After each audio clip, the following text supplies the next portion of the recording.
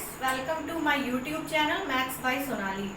आज मैं complex analysis के कुछ नए टॉपिक्स लाई हूँ। कन्फॉर्मल मैपिंग, तो आज हम कन्फॉर्मल मैपिंग पढ़ने वाले हैं। वीडियो को लास्ट तक जरूर देखिएगा। अगर पसंद आए तो लाइक और कमेंट जरूर करिएगा, और अगर आप अभी तक आपने सब्सक्राइब नहीं किया तो सब्सक्राइब भी जरूर करिएगा। चलिए फिर शुरू करते हैं। Conformal mapping. कन्फॉर्मल मैपिंग पढ़ने से पहले हमें जानना होगा कि मैपिंग क्या होती है। उसके बाद ही अगर हम कन्फॉर्मल मैपिंग पढ़ेंगे तो हमें अच्छे से समझ में आएगा। तो मैपिंग क्या है देख लेते हैं। The correspondence defined by equation u is equal to U X comma Y, v is equal to V X comma Y. दो पॉइंट्स दिए हुए हैं। Between the points in the z plane and w plane is called mapping or transformation of the point in the z plane into the point of the w plane by the function f।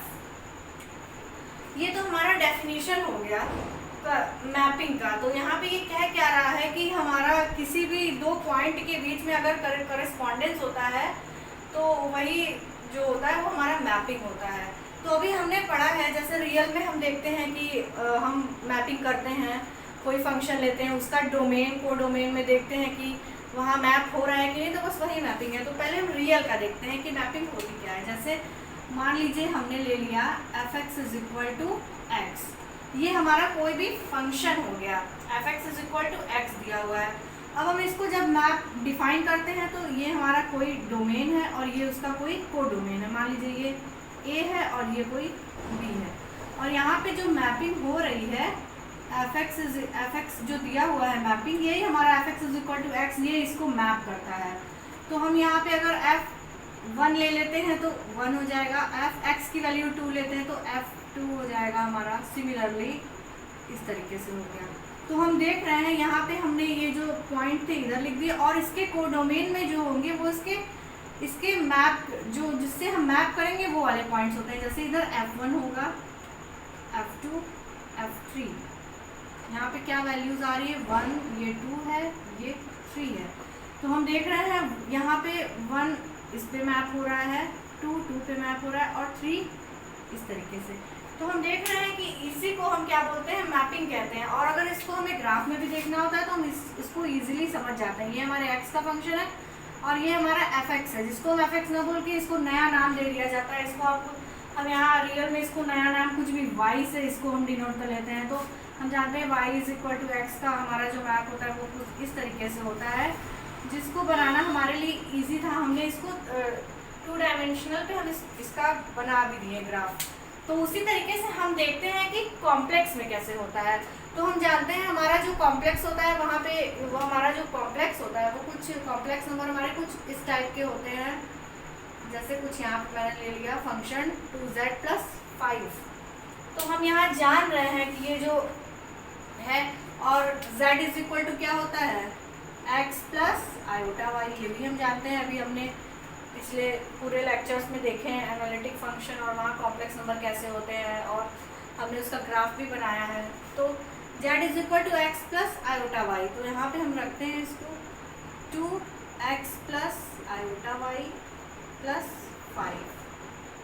z is equal to 2x+i/y +5। z is equal to 2x+5 +i/y। हम देख रहे हैं ये हमने previously में पढ़ चुके हैं कि ये u का फंक्शन होता है और ये किसका होता है, v का फंक्शन होता है। और जो u का फंक्शन होता है वहाँ पे भी x और y के टर्म्स होते हैं, और यहाँ पे भी x और y के टर्म्स होते हैं, हम ये जानते हैं। तो ये जो fz है, इसी fz को हम z प्लेन में एक नया नाम दे देते हैं। किसका नाम दे देते हैं, w का, w प्लेन का। और हम जानते हैं कि जैसे अब ये w प्लेन का नाम दे दिया इसको, और अगर हम z प्लेन को हमारे पास जो कॉम्प्लेक्स होता है वहाँ पे 2 प्लेन होते हैं। हम जानते हैं कि वहाँ पे हमारे कितने प्लेन होते हैं, 2 प्लेन होते हैं। ये हमारा एक z प्लेन होता है जहाँ पे ये x होता है और ये y होता है। और w प्लेन के लिए क्या होता है, हमारे पास ये u होता है और ये v होता है, और ये हमारा कैसा प्लेन होता है, ये हमारा w प्लेन होता है। यहाँ पे जो मैपिंग होती है रियल में तो हमने देखा कि एक ही प्लेन में हमारा मैपिंग हो जाता है, लेकिन यहाँ पे मैपिंग करने के लिए हमें दो प्लेन की ज़रूरत होती है, क्योंकि यहाँ पे भी हमारे जो u और v होते हैं उसमें भी जो फंक्शन होते हैं वहाँ x और y के टर्म्स होते हैं और इधर भी x और y के टर्म्स होते हैं। तो हमें इनको शो करने के लिए एक ही प्लेन में तो हम सबको नहीं दिखा सकते, इसलिए हमारा जो कॉम्प्लेक्स होता है वहाँ पे हमें दो प्लेन की ज़रूरत होती है। तो एक z प्लेन होता है और एक w प्लेन होता है। तो ये जो w प्लेन होता है वो कुछ नहीं होता, बस जो फंक्शन होता है उसी को मैपिंग हम फंक्शन में ही करते हैं, तो बस उसी को w नाम दे दिया जाता है, तो वो हमारा w प्लेन हो जाता है। तो जैसे कि हम देखते हैं यहाँ पे हमारा दो प्लेन आ गए। अब हम एक पॉइंट लेके आपको मैप करके दिखाते हैं। जैसे कि एक z का पॉइंट हमने कुछ भी ले लिया, z is equal to 1 plus 2 iota, ये हमने एक z ले लिया। z is equal to 1 plus 2 iota हमने आपको प्रीवियस लेक्चर में मैप करने बताया था कि ग्राफ पे कैसे रिप्रेजेंट करते हैं। तो हम यहाँ पे देख लेते हैं कुछ छोटा सा।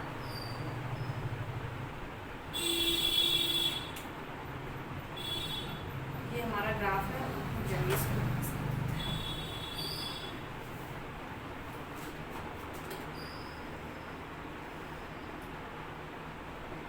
ये z प्लेन है, हमारा 0 इस तरीके से, और इधर इसके आयोटा के इधर पॉजिटिव टर्म्स होते हैं 2 3 इस तरीके से, और यहाँ निगेटिव टर्म्स होते हैं, और इधर भी हमारे कैसे होते हैं निगेटिव टर्म्स आते हैं y। ये हमारा x होता है और ये हमारा y एक्सिस होता है। अब हम देख रहे हैं हमने यहाँ पे क्या पॉइंट लिया है, z is equal to 1 plus 2 iota. तो यहाँ पे हमने z को ले लिया है, तो हम जानते हैं z ये हमारा x एक्सिस, ये हमारे x के टर्म्स है, रियल के टर्म्स है, और ये y एक्सिस के। तो ये 1 हमारा कहाँ, हमारा जो 1 का पॉइंट है वो ये है, कुछ ये है, ये इस तरीके से कुछ है। और जो 2 है ये हमारा कौन से y एक्सिस पे, इमेजिनरी एक्सिस पे ये जाएगा। तो हमारे ये जो 2 के पॉइंट्स ये हैं। तो हम देख रहे हैं कि ये जो मैपिंग हो रही है हमारी, या ये z प्लेन पे जो मैपिंग है वो इस पॉइंट पे हो रही है, ठीक है। तो ये हमारा z प्लेन का हो गया। अब हमको देखना है कि हमें मैप कराना है इसको, हमारे पॉइंट यहाँ पे जो w प्लेन दिया है यहाँ पे, तो यहाँ पे हमने निकाला हुआ है ये हमारे u के टर्म्स है और ये v के टर्म्स है। तो कुछ नहीं करना है, मैपिंग में हम क्या करेंगे, ये जो z के पॉइंट्स हैं इसको उठा के यहाँ रखेंगे। w इज इक्वल टू क्या दिया हुआ है 2x plus 5 plus iota y। यहाँ पे x के टर्म्स हमारे 1 दिए हुए हैं और y के टर्म्स 2 दिए हुए हैं। तो अगर हम यहाँ पे रखते हैं x की जगह 1 रखते हैं, तो u के टर्म्स को अगर हम पहले निकालें तो x की जगह अगर यहाँ हम 1 रखते हैं तो 2 1 जा 2, और यहाँ पे रख के देख लेते हैं तो क्या हो जाएगा 7 हो जाएगा। और अगर ये y के जो पॉइंट्स दिए हुए हैं यहाँ हम v को निकालेंगे, v क्या दिया हुआ है y दिया हुआ है, तो v तो हमारा ऐसे ही क्या हो जाएगा 2 हो जाएगा। सॉरी यहाँ कुछ गलत किया है, 2x प्लस 2 आयोटा y ये होगा 2 आयोटा y, तो यहाँ पे 2 हो जाएगा 2y, तो ये क्या हो जाएगा हमारा 4 हो जाएगा। अब हमने देखा जो y की वैल्यू हमारे पास क्या आ गई 7 आ गई, और u की वैल्यू हमारे पास 7 आ गई, और v की हमारे पास 4 आ गई। तो हमने पॉइंट्स तो देख लिए, अब इसको हमें मैप कराना है। तो ये यहाँ हम w प्लेन पे इसको कैसे मैप कराएंगे, सेम ये u का फंक्शन हो जाएगा और ये किसका हो जाएगा v एक्सिस, v का हो जाएगा। तो यहाँ पे हम देख लेते हैं, जैसे ये ओरिजिन हो गया 1 2 3 4। अब u हमारा कितना दिया हुआ है 7 दिया हुआ है, तो थोड़ा सा 7 हमारा ये यहाँ ये पॉइंट हमारा हो गया। और फिर उसके बाद v हमारा कितना दिया हुआ है 4, और 4 कैसा है पॉजिटिव है, मतलब ये ऊपर की तरफ जाएगा 1 2 3 4 कुछ यहाँ पे। तो हमारी जो मैपिंग है वो कुछ इस पॉइंट पे आएगी 7,4। तो इस तरीके से जो होता है हमारा कॉम्प्लेक्स में मैपिंग कुछ इस तरीके की होती है। यहाँ पे हमें दो प्लेन लेना होता है, क्योंकि एक प्लेन में हम सबको नहीं दिखा सकते हैं, क्योंकि यहाँ पे x y के फंक्शन दोनों होते हैं, और f z z में भी हमारे x और y के फंक्शन होते हैं, जिसको एक ग्राफ में 2 डायमेंशनल ग्राफ में दिखाना पॉसिबल नहीं है। तो इसलिए हम दो अलग अलग 2 डायमेंशनल में हमें यहाँ दो ग्राफ की ज़रूरत होती है कन्फॉर्म मैपिंग को दिखाने के लिए इन कॉम्प्लेक्स एनालिसिस।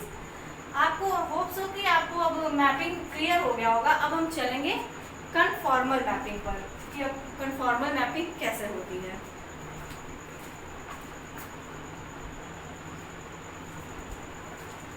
अब हम देखते हैं कन्फॉर्मल मैपिंग। अभी तो मैपिंग हमने समझ लिया, अब हम कन्फॉर्मल मैपिंग को समझेंगे कि आखिर ये होता क्या है, क्या क्या रहा है। Conformal mapping. Let under the transformation u is equal to ux comma y, v is equal to vx comma y, the point px naught y naught of the z plane be mapped into the point p dash u naught v naught of the w plane, and let the curve c1 c2 intersecting at x naught y naught be mapped respectively in the curve gamma 1 or gamma 2 intersecting at u naught v naught. Then if transformation is such that angle at x naught y naught between c1 and c2 to the angle of u naught v naught between gamma 1 and gamma 2 both in magnitude and direction, both in magnitude and direction, the both in same between y and y2 both are same होगा, both are same in magnitude and direction, the mapping said to be conformal at x naught y naught if the transformation preserves the magnitude of angle but not direction, it is isogonal. ये तो definition हो गया। अभी क्या रहा है हमें ये समझना है। हम जानते हैं कि कॉम्प्लेक्स एनालिसिस में हमारे पास दो प्लेन होते हैं, एक जेड प्लेन होता है और एक डब्ल्यू प्लेन होता है। और मैपिंग हम कैसे करते हैं, जेड प्लेन की mapping Z plane to W plane में उसकी मैपिंग हम दिखाते हैं। तो यहाँ पे बस कह रहा है कि हमारे पास एक दो पॉइंट है एक्स और वाई जेड प्लेन के, और यू नॉट वी नॉट उसकी मैपिंग डब्ल्यू प्लेन पे है। तो हम बस ये दिखाना है कि इसकी मैपिंग हम जब करेंगे डब्ल्यू प्लेन में, तो अगर एंगल और जो ये एंगल दिया है इसका मैग्नीट्यूड और इसका डायरेक्शन डब्ल्यू प्लेन के एंगल और उसके मैग्नीट्यूड के अगर बराबर हो जाता है तो वो हमारा कन्फॉर्मल मैपिंग हो जाता है। भले ये मैपिंग चाहे ये हमारा ये जो पॉइंट है हमारे चाहे इधर बने मैप हो, चाहे इधर मैप हो, चाहे किसी भी तरफ मैप हो, बस अगर इसके एंगल का मैग्नीट्यूड और direction magnitude and direction same हो, अगर मैग्नीट्यूड और डायरेक्शन सेम हो जाता है तो वो हमारा क्या हो जाता है, कन्फॉर्मल मैपिंग होता है। ध्यान रहे दोनों सेम हो, लेकिन अगर मैग्नीट्यूड तो सेम हो बट डायरेक्शन नॉट सेम, तो वो क्या हो जाता है, हमारा आइसोगोनल हो जाता है। तो बस ये जो कन्फॉर्मल मैपिंग होता है हमारा बस इतना ही कहता है कि अगर हम यहाँ पे अगर मैपिंग दिखाते हैं जेड प्लेन से डब्ल्यू प्लेन में, तो जब हमारा जो एंगल होता है, जब दो कर्व के बीच जब एंगल बनती है, तो जब उस एंगल का मैग्नीट्यूड और डायरेक्शन देख रहे हैं, यहाँ पे हमारा एंटी क्लॉकवाइज जा रहा है, ये भी हमारा एंटी क्लॉकवाइज जा रहा है, दोनों का यहाँ डायरेक्शन सेम है, और अगर मैग्नीट्यूड भी सेम होता है तो वो जो मैपिंग होती है उसको हम क्या कहते हैं, कन्फॉर्मल मैपिंग कहते हैं। लेकिन अगर यही मैग्नीट्यूड सेम हो जाए, डायरेक्शन सेम ना हो, तो वो हमारा क्या हो जाता है, आइसोगोनल हो जाता है।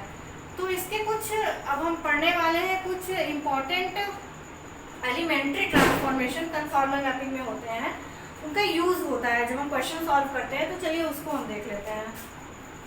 होप सो कि ये आपको डेफिनेशन से क्लियर हो गया होगा।